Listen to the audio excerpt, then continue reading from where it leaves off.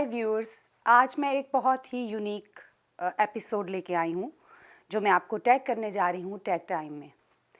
हम एक multi cultural society में रहते हैं जिसके अंदर बहुत सारे रंग, बहुत सारी खूबसूरत आवाज़ें और ज़ुबानें बोली जाती हैं।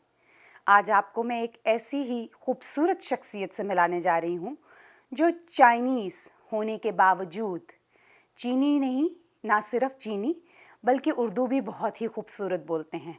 ना सिर्फ बोलते हैं बल्कि उसमें शायरी भी करते हैं। बहुत खूबसूरत शायर, इंतहाई खूबसूरत पर्सनालिटी जनाब इंतखाब आलम साहब, वेलकम टू माय शो।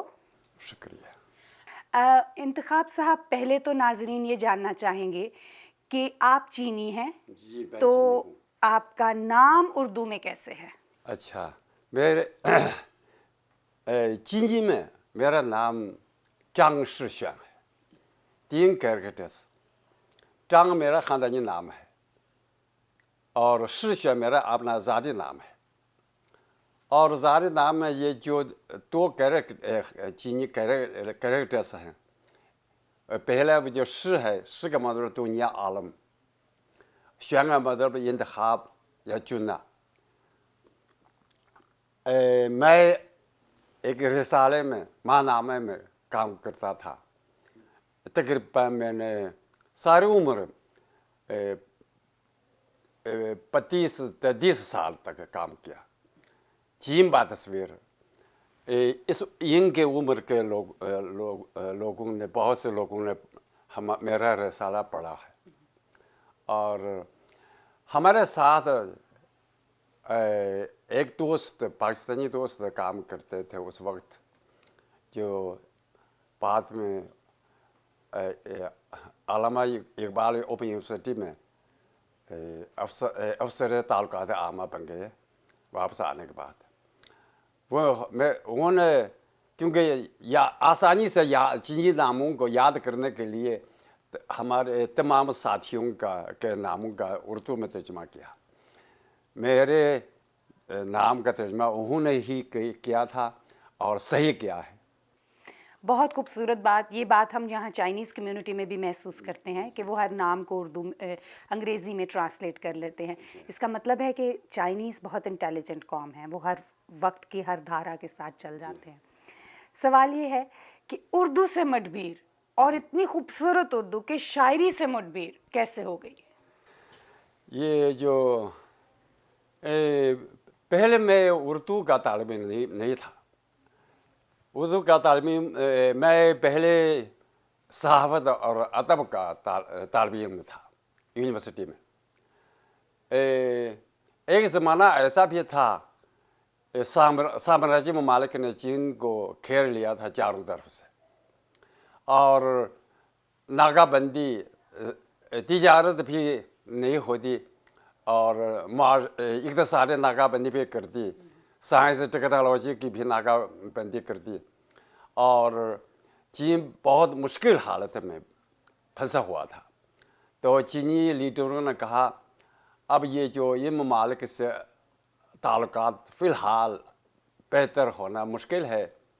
हमारे जो तीसरी दुनिया के ममालिक हैं वो हमारे दोस्त हैं, उनकी ज़ुबानों पर ज़ोर देना चाहिए ताकि उनसे तिजारत हो, ताल्लुकात बेहतर, यानी उनके साथ सफारती ताल्लुकात वगैरह बेहतर बनाए जा सके, क्योंकि इस तरह काम आ जाए इन ममालिक की ज़ुबानें। उनमें से एक ये है, उर्दू भी है। चुनांचे उन्होंने मुझे, वैसे वो शोबाए सहाफ़त में मेरा कोर्स ख़त्म होने वाला था, सिर्फ आधा साल रह गया। फिर कहा कि उर्दू पढ़ने जाओ और शोबाए उर्दू कायम हो जाएगा। तो फिर उर्दू पढ़ने लगा। उर्दू पढ़ने के बाद फिर मैं चाइना पिक्टोरियल का उर्दू में उसका उर्दू एडिशन चीन तस्वीर है, बहुत से हमारे दोस्तों ने पढ़ा है मेरा वो रसाला। उधर गया, काम करने के दौरान फिर मुताला करता रहा, और जब मैंने ज़्यादा गहरा मुताला یعنی مطالعہ جتنا بھی گہرا ہوتا گیا اتنا ہی زیادہ محسوس ہوا. میں نے کہا بھائی یہ جو اردو ادب کی تاریخ ہے دراصل شاعری کی تاریخ ہے. اور اردو زبان ایسے ہے میٹھی ہے, شاعری کی زبان ہے. تو پھر میں نے بھی اردو میں شعر کہنے کی کوشش کی اور وہ بعد میں تو پھر باقاعدہ کہنے لگا. تو کہتے ہیں کہ شاعری آفاقی نوعیت کی ہو تو وہ رہتی ہے اور وہ جڑی رہتی ہے, اور جب وہ آفاقی نوعیت کی ہوتی ہے تو اس میں گلوبل ایسپیکٹ آ جاتا ہے, ایک وہ ایک تناظر, ایک منظر نامہ کھینچتی ہے, اور یہی شاعر کی معراج ہوتی ہے. تو آپ اس سلسلے میں کیا کہیں گے؟ یہ میں سمجھتا ہوں یہ صحیح ہے, صحیح ہے. یعنی یہ شاعری کے موضوعات صرف اپنی ذات کے اندر محدود نہیں ہونے چاہیے, اور ساری یعنی ایسے یہ جو آفاقیت اس کی یہ ہے کہ تمام مسائل پر ساری دنیا میں لوگ پڑھیں تو یعنی اپنی نظم یا اپنی غزل سمجھتے ہیں ان کے لیے مفید ہے. وہ اس کے ساتھ جڑاؤ محسوس جڑاؤ میں اس میں ایک قسم کی اپنائیت پیدا ہو جاتی ہے. تو کہتے ہیں کہ شاعر کے اوپر اس کے حالات اور اس کا ارد گرد کا ماحول ایک بہت بڑی وجہ ہوتی ہے اس تخلیق کے لیے جو وہ تخلیق کرتا ہے. تو جب آپ نے اتنا مشکل ایریا, ایک بہت مختلف ادبی ایریا چنا, تو کیا آپ نے کچھ وقت پاکستان میں گزارا؟ میں نے 2 سال یعنی جیم باتھزیر میں 13 سال کام کرنے کے بعد مجھے موقع ملا, کیونکہ جیم میں یہ اوپن یونیورسٹی کھلے دروازے کی بارے سے اوپن بارے سے نافذ ہو گئی, تو مجھے موقع ملا تو پاکستان گیا. وہاں اسلام آباد میں ایک کالج نمل, اس میں 2 سال پڑھنے کا موقع ملا.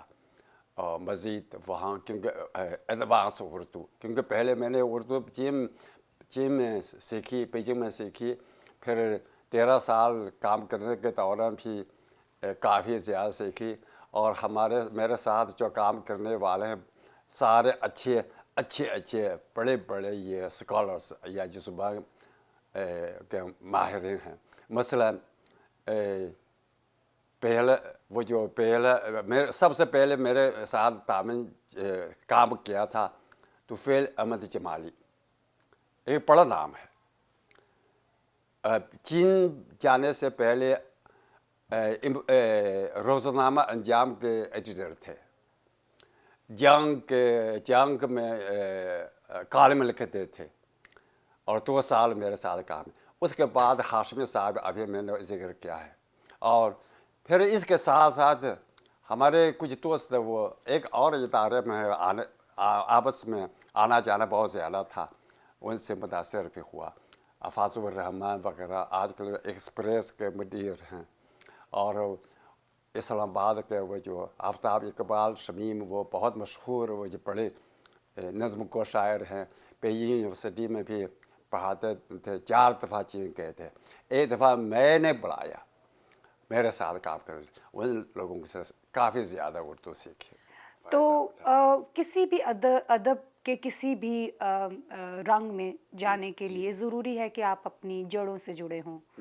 تو آپ کا ادبی منظرنامہ جو ہم چائنا کا ادب کہہ سکتے ہیں, اس میں اور اردو ادب میں آپ کو کون سی جہتیں ایسی لگتی ہیں جن کو آپ کہہ سکیں کہ یہ بہت ملتی ہیں؟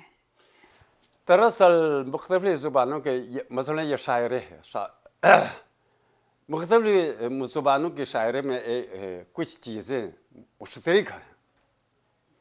مثلاً جو شاعر ہے ہر زبان کی شاعری میں مدر ہے, اردو میں بحر ہے, بحر کہتے ہیں, وزن کہتے ہیں. ہر زبان کی شاعری میں یہ وزن بہت ضروری ہے.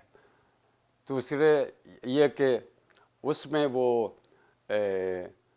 تصور ایک ایسی ایسی تصویر کھینچتے ہیں لوگوں کو متاثر کرنے کے لیے یہ. اور موسیقیت بھی بہت اہم ہے. شاعری کیونکہ گائی جاتی ہے. شاعری آپ نثر گانا بہت مشکل ہے. شاعری گائی جاتی ہے.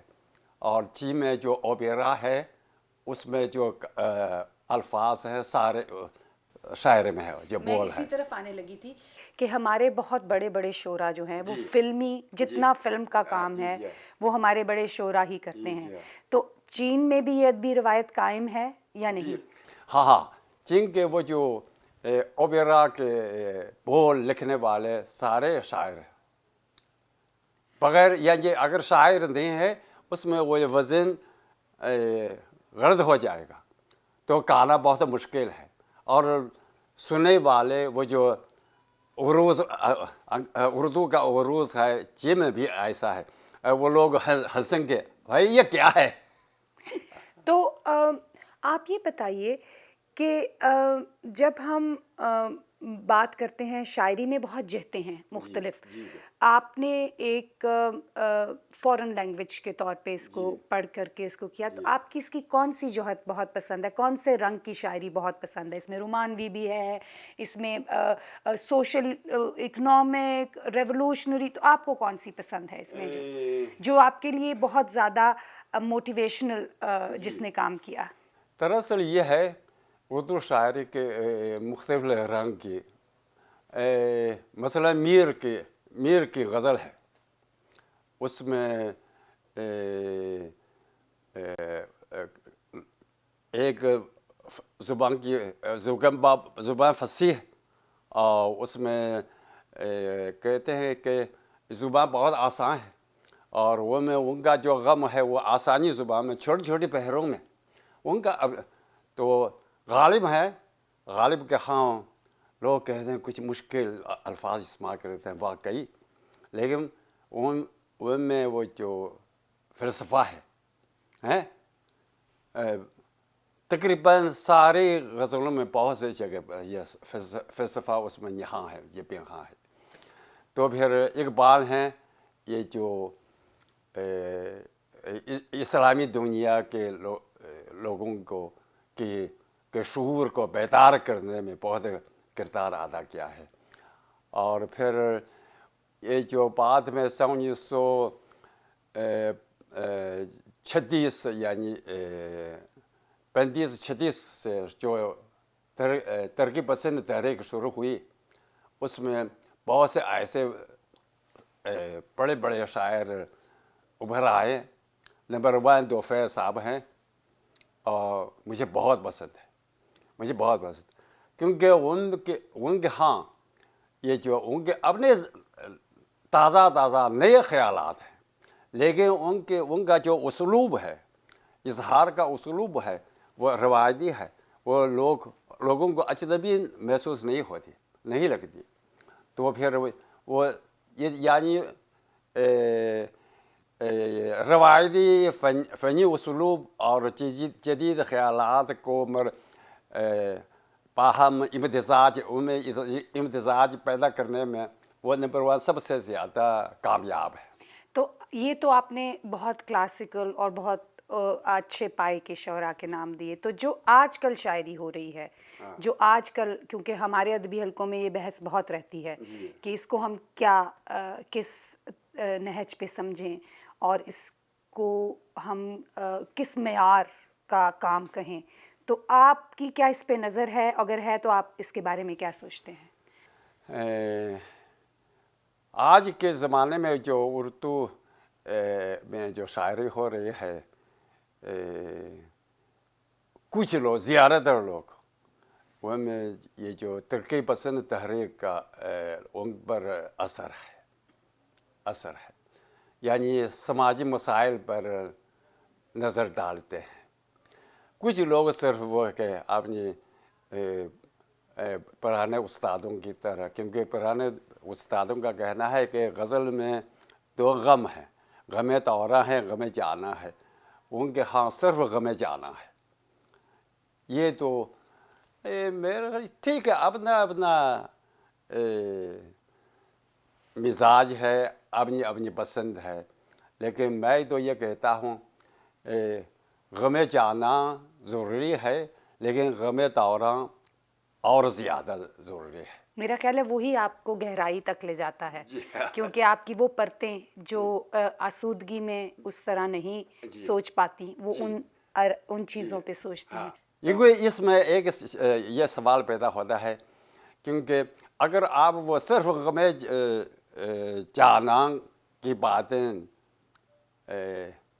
یہ کہیں تو پرانے استاد آپ سے بہتر کہتے ہیں، آپ میر سے آگے نہیں بڑھ سکتے، غالب سے آگے نہیں بڑھ سکتے۔ اور اردو ادب ہر زبان کے ادب کا یہ مسئلہ ہے، تو نقطۂ نظر ہے۔ ایک ادب برائے ادب، ایک ادب برائے زندگی۔ اردو میں بھی ایسی مثالیں ہیں ادب برائے ادب کے، لیکن میں نام نہیں لینا چاہتا۔ ادب برائے زندگی کا میں حامی ہوں، اس لیے کیونکہ اس ادب سے سماج آگے بڑھ سکتا ہے، عوام کو فائدہ پہنچتا ہے، اور صرف اپنی غم، اپنی محبت کی غم محبت، اسی لیے فیض صاحب نے وہ چھوڑ دیا۔ انہوں نے کہا مجھ سے پہلے سے محبت میری محبوب نہ مانگ، اس لیے انہوں نے چھوڑ دیا۔ کیا آپ یہ نہیں سمجھتے، جیسے میں نے پہلے کہا کہ جو شاعر ہوتا ہے، جو آرٹسٹ ہوتا ہے، اس پہ اس کا حالات جو جس وقت میں وہ جی رہا ہوتا ہے اور جن حالات میں وہ رہ رہا ہوتا ہے، کنٹمپرری ورلڈ جس کو ہم بولتے ہیں، اس کا بہت اثر ہوتا ہے، اور وہ اس کی تخلیق پہ بہت اثر انداز ہوتا ہے۔ تو غم جانا کا دور بہت کم ہو گیا ہے، کیونکہ اس دنیا میں جس میں ہم جی رہے ہیں 21ویں صدی میں، اس میں اور بھی بہت غم ہے غم جانا کے سوا۔ تو اس کی وجہ سے آپ سمجھتے ہیں کہ شاعری کے اوپر فرق ہے، کیونکہ حالات جو ہمارے سوشو اکنامک چینج ہے اس نے تخلیق پہ بھی یہ چینج کر دیا ہے؟ یہ تو میرے خیال میں ہر دور میں یہ شاعری یعنی سماج کو آگے بڑھانے کے لیے کچھ کام کر سکتی ہے، کارآمد ثابت ہو سکتی ہے۔ اس آج کے دور میں یہ نہیں ہے کہ سارے دنیا میں امن ہے، خوشحالی ہے، بہت سی جگہ ابھی جنگ ہے، بہت جگہ دہشت پسندی ہے، بہت سی ممالک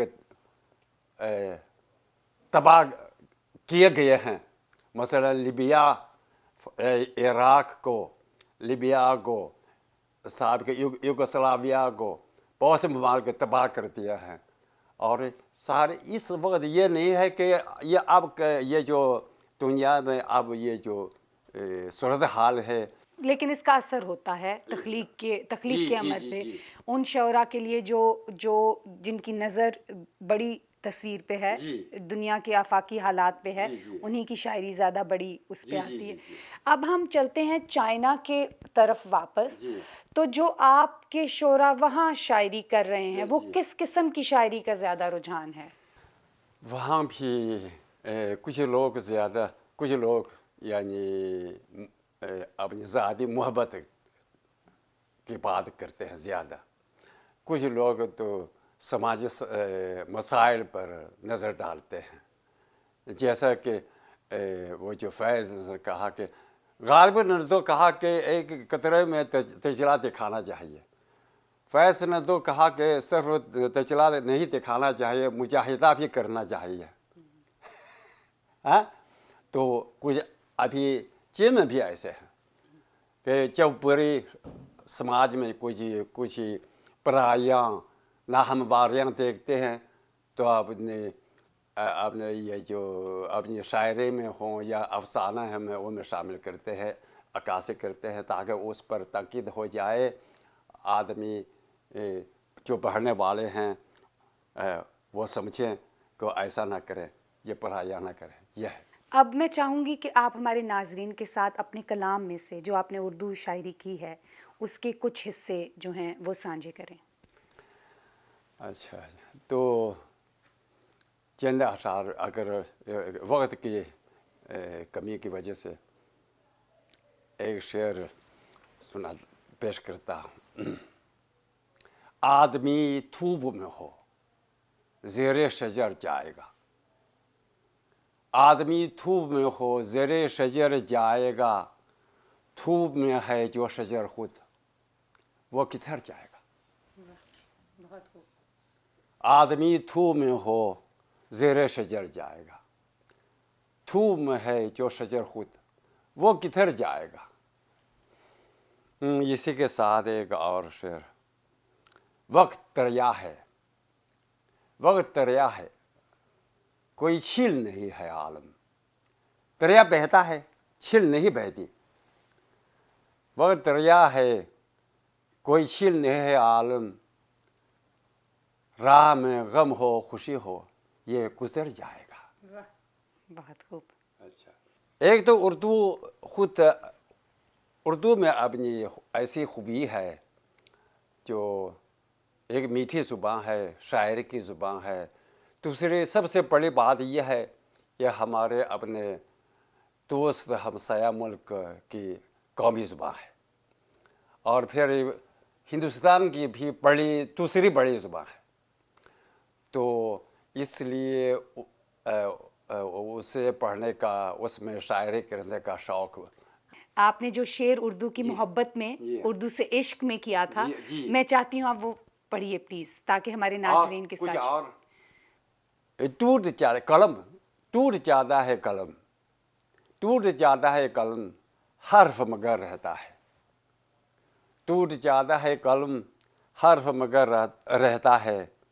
पाँव चलते हैं मगर नक्श ठहर जाता है। पाँव चलते हैं मगर नक्श ठहर जाता है। बहुत खूब। चीनी ज़ुबान की मैं एक हमारे तारीख़ के एक बहुत बड़े शायर की एक मुख्तसर नज़्म का नसरी में पेश करता हूँ। 4 मिसरे हैं। चीनी में जेजू कहते हैं, उर्दू में कता या रुपाई की तरह। हाँ, लीपै उसका नाम है। हम लीपै को शायरी का देवता समझते हैं। 床前 चीनी में पहले 床前明月光，你是地上霜，举头望明月，低头思故乡。क्या मतलब 床前明月光， मेरे पेट चारपाई के आगे ये चांदनी है। मुझे गुमान है कि ये ज़मीन पर जो कहर की एक तह पड़ी हुई है। और जब मैं सर उठाकर चाँद देखता हूँ, फिर सर झुकाकर अपने वतन की याद आता है। इंतखाब आलम साहब, बहुत शुक्रिया। आपका नाम भी बहुत खूबसूरत है, आपका काम भी बहुत खूबसूरत है। शुक्रिया। और आप भी बहुत सबसे ज़्यादा बहुत ज़्यादा खूबसूरत मेज़बान।